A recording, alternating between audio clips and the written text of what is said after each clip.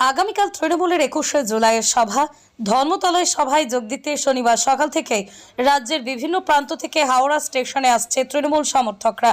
তাদের থাকা খাওয়ার ব্যবস্থা করা হয়েছে। উত্তর হাওড়ার বেশ কয়েকটি জায়গায় কর্মী সমর্থকদের থাকা খাওয়ার ব্যবস্থাপনা দেখতে সকাল থেকে হাজির রাজ্যের মন্ত্রী অরূপ রায়।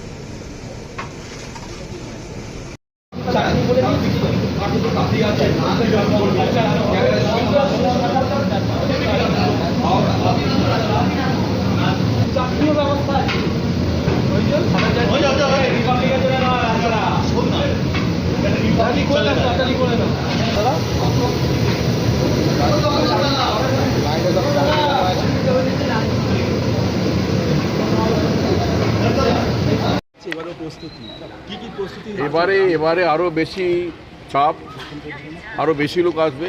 সকালবেলায় ইতিমধ্যেই মানে সকালবেলা ট্রেনে যেভাবে আসতে আরম্ভ করেছে, পুরুলিয়া ভোরবেলা এসছে, পুরুলিয়া, তারপরে দক্ষিণ দিনাজপুর এসছে, কন্টিনিউ আজকে সারাদিন ধরে চলবে, রাত পর্যন্ত।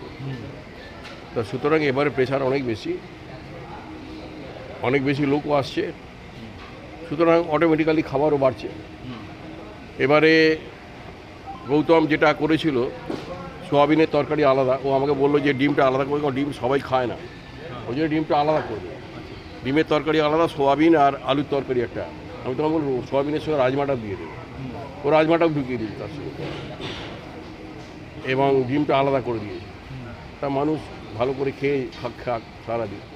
কাল সকালবেলা মিছিলে যাওয়ার আগে একটা খিচুড়ি তরকারি দিয়ে খেয়ে সোজা মাঠে চলে যাবে। দাদা, কত মানুষের রান্না হচ্ছে? প্রায় 25,000-এর বেশি, 25,000-এর বেশি রান্নার ব্যবস্থা হয়েছে, রেডি করা আছে।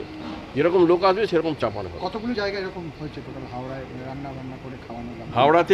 হাওড়াতে এখানেই হয়, উত্তর হাওড়াতেই হয়, শ্যাম গার্ডেন, শ্রীরামবাটিকা, এবং থাকবার জন্য আরও অনেক ধর্মশালা আছে, অনেক স্কুল, অনেক কলেজ আছে, স্কুল আছে, ক্লাব আছে। এই সমস্তগুলোকে রাখা হয়েছে, এগুলোকে মানুষ ঢুকিয়ে দেওয়া হবে। তারা রাতেবেলা শোবে, কোনো অসুবিধা যাতে কারণ না হয়, এবং যাতে কোনো রকম মানে আরও গঙ্গার দিকে বিশেষ করে নজর রাখা, পাশেই গঙ্গা যেহেতু, সেদিকে নজর রাখা, সব কিছু লক্ষ্য রেখে। লঞ্চ সবটাই মোটামুটি বাড়ানো হবে। আমাদের বাস অঢেল বাস করা হয়েছে, বাস দেওয়া হয়েছে, সেরকম বাকি পরিষেবাগুলো বাড়ানো হয়েছে। সর্বক্ষেত্রে যাতে মানুষ কোনো অসুবিধে না হয়, মূল মিছিলে পৌঁছতে এবং তাদের বাড়ি ফিরতে, সব দিকে লক্ষ্য রেখে আমাদের কাজ করা হয়েছে। না, বাস তুলে নেওয়ার ব্যাপার নেই। বাসে করে আমাদের কর্মীদের পৌঁছে দিয়ে বাস যেমন রাস্তায় চলা, সেরকম মানুষের কোনো অসুবিধা হবে না, তবে মানুষ অনেক সচেতন। যেহেতু 21শে জুলাই তারা জানে, দীর্ঘদিন ধরে হয়ে আসছে, রাস্তায় প্রচুর ভিড় হয়। মানুষ 21শে জুলাইটা বিশেষ কোনো কাজ রাখে না, বাইরে কোনো কাজ রাখে না। তা সুতরাং মানুষের অসুবিধে না করে যাতে আমরা এই সমাবেশকে সফল করতে পারি, সমাবেশকে একটা ঐতিহাসিক রূপ দিতে পারি, মানে প্রত্যেক বছরের রেকর্ড এবছরে আবার আগের রেকর্ড ভেঙে যাবে, এটা হবে আগামী নির্বাচনের ফলাফলের কারণে লোক ভিড় বেশির ব্যাপার না। লোকসভা নির্বাচন আছে, বিধানসভা আছে, পৌরসভা আছে, পঞ্চায়েত আছে, সব নির্বাচনই আছে, কিন্তু তৃণমূল